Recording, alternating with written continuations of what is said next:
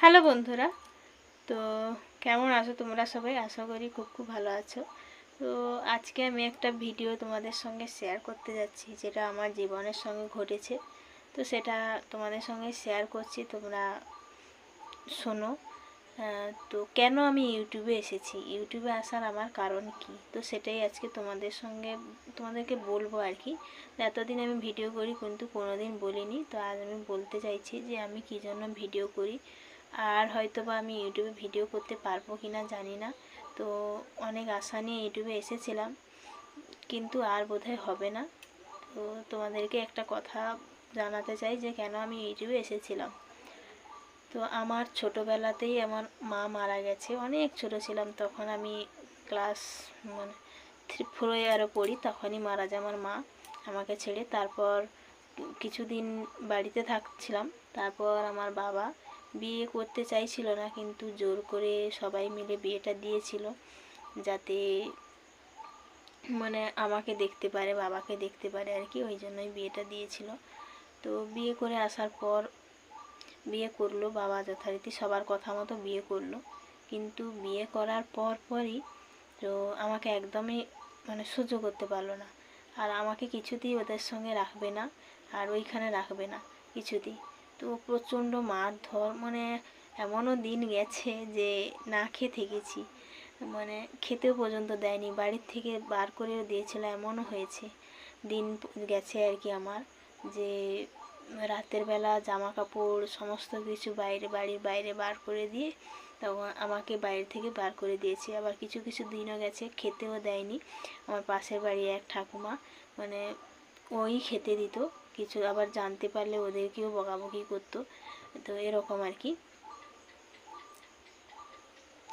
তো তারপরে আবার বাবাকে টাকা পয়সা দিতেও দিত না, যাতে আমি দোকানে কিছু কিনে খাই, তার জন্য টাকাও দিত না।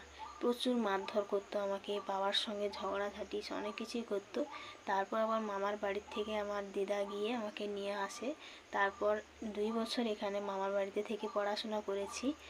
তো এরকম আর কি। তো প্রচণ্ড কষ্টের মধ্য দিয়ে আমি দিন কাটিয়েছি বন্ধুরা, সেই সব কথাগুলো মনে পড়লে চোখে জল চলে আসে, সত্যি বলছি। তো মামার বাড়িতে আসার পর ভাবলাম যে কিছুদিন হয়তো মামার বাড়িতে শান্তিতে কাটাবো, কিন্তু সেটাও হয়ে ওঠেনি। আমার দাদুর সঙ্গে আমার দিদার প্রচণ্ড ঝামেলা শুরু হয়, প্রচণ্ড। আমার দিদাকে বাড়ি থেকে বের করে দেওয়া হয়, তো দিদাও বাড়ি থেকে বেরিয়ে যায়। তো এই যে বাড়িটা এখন আমরা আছি, এটাই দিদার বাড়ি ছিল। দিদা মারামারি অনেক কিছু করে দিদাকে বাড়ি থেকে বার করে দেওয়া হয়েছিল। তখন পার্টির লোক বা গ্রামের লোক মিলে এই জায়গাটার উপরে এই ঘরটা তৈরি করে দিয়েছিল, ছোট্ট একটাই রুম বানিয়ে দিয়েছিল আর কি। তো তখন আমি আর আমার দিদা থাকতাম। কি করব, দিদা যেহেতু নিয়ে এসেছে, যেখানে যাবে আমাকেই নিয়ে যাবে। তো ওখানে ঠাঁই হলো না, এখানে কিছুদিন এসে থাকলাম। আর এখানে থাকতাম, এখানে কোনো জানালা কভার দরজা ছিল না। এই যে জানালা দেখতে পাচ্ছ, জানালা নেই, ইট দিয়ে ঘেরা একটাই জানালা। তো এটা তার জন্য আমার কাকা শ্বশুর, এখন যে আমার কাকা শ্বশুর হয়েছে, তো ওনার বাড়িতে, পাশেই ওনার বাড়ি। তো ওদের বাড়িতে গিয়ে রাত্রেবেলা থাকতাম, দিনের বেলা এখানে খাওয়া দাওয়া করতাম, রাতের বেলা ওখানে থাকতাম। তো এইভাবে দিন কাটে। তো তারপরে দিদাকে যখন আগে যখন দিদাকে বার করে দিয়েছিল, তখন এদের বাড়ির আগে বার করে দেয় তার আগে। তো তারপরে দিদাকে তো বার করে দিয়েছিল, তখন তো এই বাড়ি হচ্ছিল না। তখন দুজনের বাড়িতে গিয়ে উঠেছিলাম, একজনের বাড়িতে প্রথম গিয়ে উঠেছিলাম, তাদের বাড়ির থেকে রাখলো না, বার করে দিল আর কি। তো তারপর অন্য একজনের বাড়িতে গিয়ে থাকলাম। তারপরে কিছুদিন যাবৎ থাকার পর এই বাড়িটা হওয়ার পর তারপরে বললো যে আমরা রাখতে পারবো না। তো এই বাড়িটা কোনো রকমে শুধু অ্যাসবেস্টার দিয়ে উপরে, তো আমরা চলে আসি। তো তারপর আমার বরের সঙ্গে দেখা হয়, ওর সঙ্গে পরিচয় হয় আর কি। তো তারপর পরিচয় হওয়ার পর তো আমাকে বিয়ে করে। তো বিয়ে করার পর আমার এই যে কী হয় বলো তো, ওর সঙ্গে আমার দেখা পরিচয় হয় পাশেই, যেহেতু ওর সঙ্গে পরিচয় হয়, তারপর আমাদের বিয়ে টিয়ে হয়।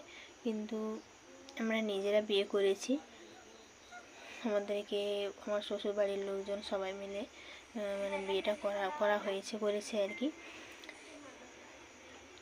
তারপর বিয়ে হয়ে যাওয়ার পর আমার বর একটা ডিলারশিপের দোকানে থাকতো।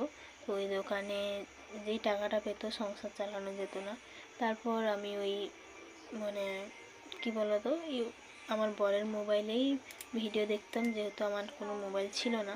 তো একটা আমার মেয়ে হওয়ার পর একটা মোবাইল, এই ছোটো মোবাইলগুলো যে হয় তো ওগুলো একটা এনে দিয়েছিলো, তো এই মোবাইলে যে ফোন করা হতো। তো এইভাবে আর কি, আমার সেরকমভাবে মোবাইল ছিল না। ও দুপুরবেলাতে বাড়ি আসতো, তখন এই দুপুরবেলাতে শোয়ার সময় একটু পাশের বাড়িতে যখন মানে আমার জায়েদের বা সবারই মা থাকে, তো মা বাবার ভালোবাসা আলাদা জিনিস। তো আমার মা তো নেই, তাই খুব কষ্ট হয় যখন খুব কথা মনে পড়ে, যখন ভীষণ শরীর খারাপ হয় তখন কি হয় বলো তো, তখন মা বাবার কথা খুব মনে পড়ে। যদি আমার মা বাবা থাকতো তাহলে বাপের বাড়িতে গিয়ে 2 দিন থাকতে পারতাম, রেস্ট নিতে পারতাম, মনের কথাগুলো খুলে মা বাবাকে বলতে পারতাম। এটাই আর কি, খুবই কষ্টের জায়গা। না হলে তার জন্যই যেতে পারি না আমি বাপের বাড়িতে। তো খুব কষ্ট হয়। তো তারপর আমার বরের ইনকামটাও খুব কম ছিল, তখন ভাবলাম যে ইউটিউবে যেহেতু দুপুরবেলা শুয়ে একটুখানি মোবাইল দেখতাম, এই ব্লগ ভিডিওগুলো, তো আজ থেকে প্রায় 2-3 বছর আগে দেখতাম, তখন ভেবেছিলাম সোশ্যাল মিডিয়া থেকে কিছু আর্ন করব। তার জন্য ইউটিউব চ্যানেলটা একটা আমার ভাই পাশের বাড়ি ভাইয়ের থেকে একটা ইউটিউব চ্যানেল খুলেছিলাম। তো ওটাতে ভিডিও আপলোড করতাম, কিছুতেই কিছু হলো না, কিছু জানতামও না, কিছু সম্বন্ধে ভিডিও কীভাবে করতে হয়, থাম্বনেল সঠিক করে বানানো, এগুলো কিছুই জানতাম না। তার জন্য চ্যানেলটাকে গ্রো করতে পারিনি। তো বন্ধ অনেক দিন রেখেছিলাম, তারপরে আবার ভিডিও দিয়েছিলাম, আবার সেগুলোকে ডিলিট করলাম, ঠিক মতো করতেই পারিনি। আবার ওই চ্যানেলটাকে আবার আমি শুরু করেছি, তাও দেখছি হচ্ছে না। তোমরা যদি একটু ভালোবাসা দাও, সাপোর্ট করো, তাহলে চ্যানেলটাকে এগিয়ে নিয়ে যাবো। আমার একটা মেয়ে, আর এটা এখন দিদার বাড়িতে আছি, আমার নিজেদের বাড়িটা এখন ভেঙে ফেলা হয়েছে। তো যাই হোক, একটুখানি করা হয়েছে, আর ঠিকমতো করতে পারছি না টাকা পয়সার জন্য। তো তোমরা যদি একটু সাপোর্ট করো, আমরা একটু ভালোভাবে থাকতে পারি আর কি। তো এই জন্যই, যাতে নিজের খরচাটা নিজে চালাতে পারি ও পরিবারের পাশে একটু দাঁড়াতে পারি, তার জন্য ইউটিউব চ্যানেলটা খোলা। তো তোমরা যদি একটু আমাকে সাপোর্ট করো, অবশ্যই চ্যানেলটাকে পাশে দাঁড়াও, অবশ্যই আমি চ্যানেলটাকে দাঁড় করাতে পারবো। তো প্রচুর খেটেছি, কিন্তু কোনো ফল আমি পাইনি। আর আগে জানতামও না যে কন্টিনিউ চালাতে হয় ইউটিউব চ্যানেলটাকে, কিন্তু আমি কন্টিনিউ করিনি। তোমরা প্লিজ এই বোনটার পাশে একটু দাঁড়াও। আর কোনো আত্মীয় স্বজনের কাছ থেকেও আমি কোনোদিন কোনো হেল্প পাইনি, সবাই আমাকে পর করে দিয়েছে। তো মা বাবা যেহেতু নেই, আমার জেঠু জেঠিমা আমার খবর নেয় না, আর মামার বাড়ির তো খবর নেয় না, পিসি জেঠু এরা কেউ আমার খবর নেয় না, কেউ নিজের বলে মনেই করে না। আমার নিজের বলতে আমার স্বামী আর শ্বশুরবাড়ির লোকজন, এরাই হচ্ছে আমার নিজের, আর না হলে কেউ নিজেরই নয়। সবাই আমাকে একে একে ঠকিয়েছে। তো তোমরা যদি ভিডিও দেখতে, আমার পুরো ভিডিও পরপর দেখতে চাও, অবশ্যই জানতে পারবে আমার কি হয়েছে আমার সঙ্গে, এখনও হচ্ছে। তো প্রচুর মন খারাপ হয় যখন নিজের লোকেদের কাছ থেকে কিছু ঠকে যায় না, তখন নিজেকে নিজের মন খুবই কষ্ট হয় তখন।